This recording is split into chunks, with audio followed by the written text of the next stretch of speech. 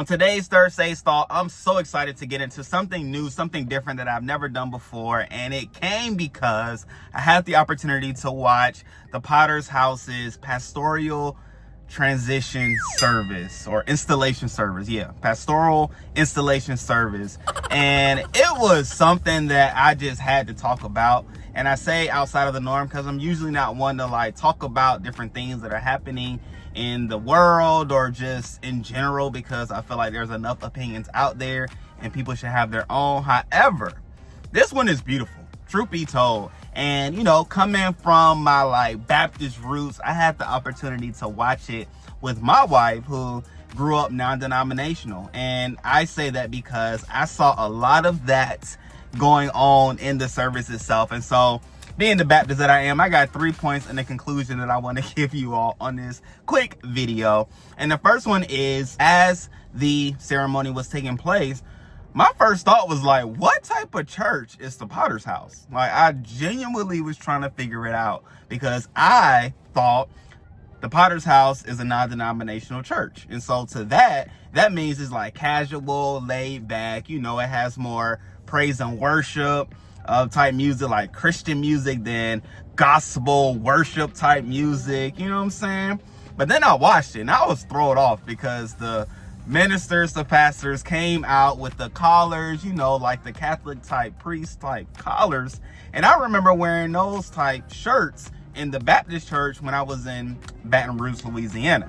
And so as a minister there, we were, I won't say required, but that was the dress code of what you would wear when it was time for communion. And so like outside of communion Sunday, which is first Sunday, usually, you wear, you know, suits and whatnot. But they had the collars to the back. They had the men on the side with the sashes, with the wording on it. And I told my wife, I don't know what that means. Like, I done been to a many of churches, many of Baptist churches, many of other denominational churches, and I've never seen that before. So I didn't know what that section was. But then I noticed it was all men.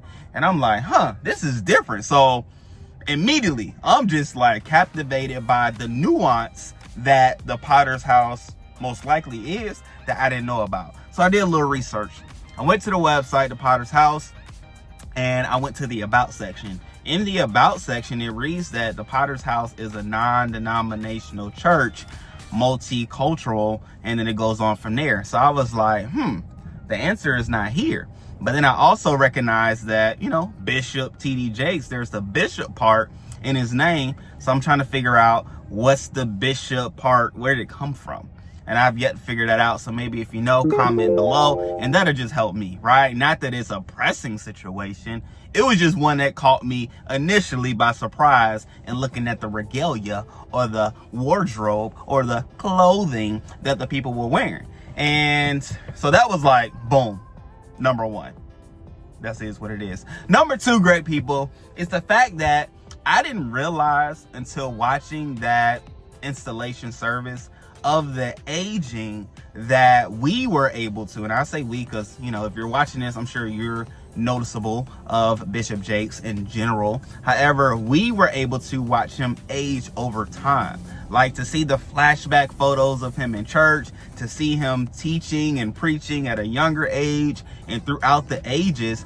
I didn't realize it, truth be told, until that installation service, that I legit had the opportunity to watch a pastor like come to start a ministry, age through the ministry, and then transition the ministry to his child, or, you know, husband, wife, to their child, which is beautiful. Like, not often do you get to see the aging process of a couple, of a marriage, go through and then be able to hand it off legacy wise to a child.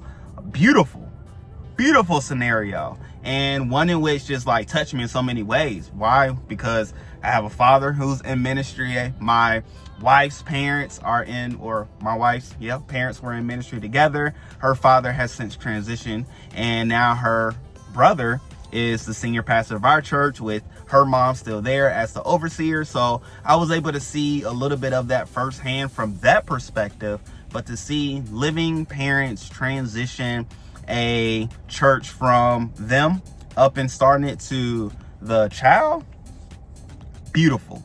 Like, so beautiful. And I will say, like, watching that service was the first time that I felt like, man, maybe I didn't give Bishop T.D. Jakes the opportunity and chance that he, rightfully so, should have had. Like, I definitely had the perspective of all big church, mega church, read the headlines, was persuaded by what popular opinion was, which popular probably isn't popular, the loudest opinion was, which was the media. And I allowed that to sway me from not being able to partake in the different teachings that he has, the conference that he does, the mentorships that he provides, and all the different things that I come to realize that the Potter's House actually does through their leadership. I just exit out, because I was just like, oh, Bishop T.D. Jakes, Potter's House, right off. But then just to see what all has accomplished and what all has been, taking place at the church. And then on the flip side, just to hear his words, to hear his advice, to hear his thoughts, I was like, man, I probably could have gained so much. Like, I do know of the impact that he's had on others. However, that impact wasn't even available to me based off of my perception of who he was, right? Because I might have to go back. All that to say, I might have to go back to watch some messages and to see some teachings and to see some other things that he's been a part of to truly understand the greatness of a gift that he is to the body of Christ and to the world. Because obviously he has influence based off the size of the church, but then as well impact, because even on the website it shows all of his accolades. Like, I did my research and trying to find out what type of church it is, but it shows notable awards and things that he has done and accomplishments that he's had, and the list is huge on the site.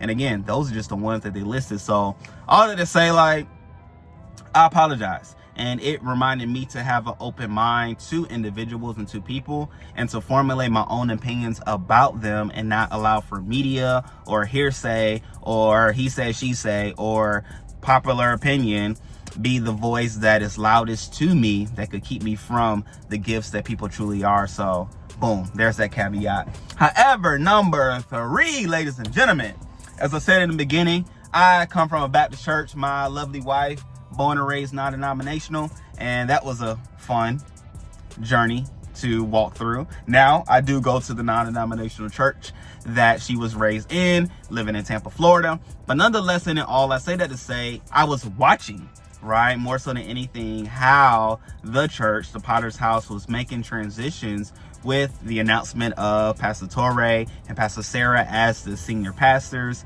and then now the installation service. Because for those that don't know, which I didn't know, so you're not by yourself, Pastor Touré had started, ran, pastored a thriving church in California.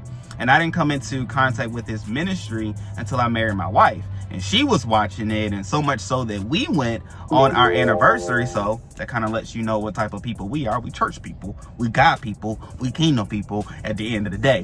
But nonetheless, in going to the church in California during our honeymoon, I was able to see how much impact he was having with young adults, with younger people, with influencers and celebrities in general. Like, what he was doing there, phenomenal. And I started watching him and reading his books after visiting the church. And I believe most people that visit the church with an understanding of God and having an openness to what God can do and what God will say through those in which, he ministers through, you'll leave like, man, this dude really is good. Like, the message was sound, the word was right, it was impactful, it spoke to both ministry and business, and then to see the collective, it was just a beautiful situation. And now to fast forward to the Potter's House, which again, based off of the regalia, the dress, it's kind of traditional. I haven't watched the service, so I couldn't speak to the praise and worship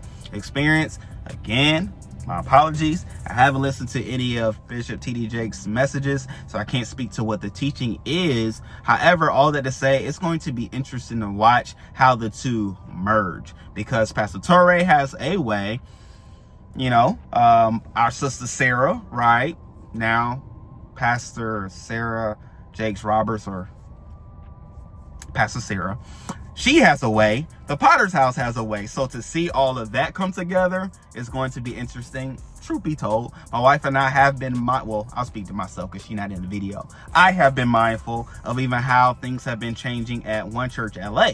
It now has a new name. It now has new leadership as far as pastors and teaching, rotations, and shouts out to Pastor Stephanie. She's amazing. She is at One Church LA.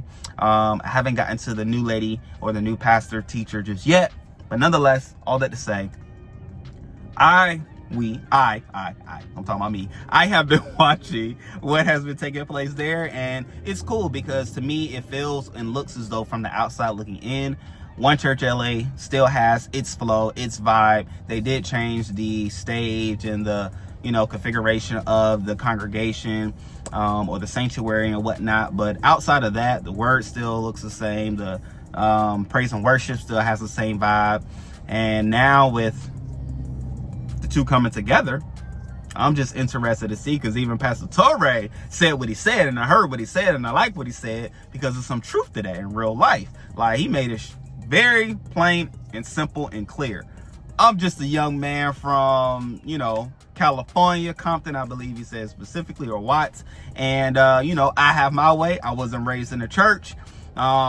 Bishop had his way, and I'm not Bishop. And I believe that's a beautiful thing to establish and to say in the beginning, because it lets me know, or preludes to me, that change is going to come. However, it's for the good. And even a shift in the mission of the Potter's House now, well, let's just say a week ago, than what it is now, that multicultural change is now multi-generational. And I even love that, because I love from the super saints, usually said in the church, or the elderly, down to the kids. Like, I love kids at the end of the day. And I love older people too, because I know that there's so much wisdom and experience that they have that I don't want it to be lost with them. And I also believe that they deserve honor, praise, attention. And so I make sure I do my part. But then I also love kids, because I know they're the future. They're the generations to come. They have so much possibility. They have so much ahead of them. So, as the song says, I believe that children are our future. Help them lead the way. But nonetheless, all that to say, it's going to be interesting to see how that multi-generational church truly established itself there at the Potter's House. So yeah, with that last thought and the last point, all that to say, I love what took place. Even it was a shot where Pastor Touré and Pastor Sarah were standing side by side talking and speaking with the new vision that is to come, which was, oh my gosh, the fact that y'all did that on the same day in which your installation took place. Planning, which also speaks to what we can expect going forward, a beautiful thing, especially in our church. And beyond that, the shot where they were speaking, and then, there was a table, and then Bishop and his lovely wife, right, so elegantly that she is, and opulent that she exudes, we're standing behind. And so to see that, like, it was just a beautiful thing. So many beautiful optics, such a great service, even a little praise and worship. Again, like, I felt a little Baptist, but then Bishop stopped that thing. So I'm like, okay, we ain't go all the way there. We ain't go all the way Pentecostal. You know what I'm saying? It's a taste of Baptist, but I ain't seen nobody really shout. I just saw a little, little shoulder shrug. But at the end of the day, all that to say, I'm going to be excited to tune in, to watch, and to see, and to be a part of what the new is, what the new looks like for the Potter's House, what it will look like for One Church LA, which again has the new name. I don't know how to say it, but I do know One Church LA. And just to see how the two merges together. And I will finally say, it was beautiful to watch and to see Pastor Sarah take that mic, and my God, she turned on. Like, oh my gosh. But I sat back, sat up, felt it, and was like, but you did it, my sister. You did it. I don't know you just now. I don't know you yet. But at the end of the day, like, the way she took that mic and said what she had to say, flat-footed, with such surety and certainty, was exciting to speak to and show what is ahead. And so nothing but love, nothing but excitement, nothing but prayer, and truthfully, joy of what is all to come with the Potter's House. And I just felt like, with my today's Thursday thoughts, why not give homage and represent how and when the kingdom of God is represented in a beautiful royal way, as it was on this past Sunday with the Potter's House, in the pastoral installation and transition of authority, senior pastors, vision, mission, and the list goes on, from none other than Bishop T.D. Jakes and his lovely wife to Pastor Touré and his lovely wife. And so, hey, at the end of the day, I love the kingdom, I love the church, I love God, and I'm excited, to be able to share these thoughts with you all. So comment down below if you have any other thoughts that I did not share or speak to that you were able to take from the message or the service itself. And I'm sure it'll all be edifying to those that watch and read as well. Till next time, great people. Love you all. Appreciate you all. Peace.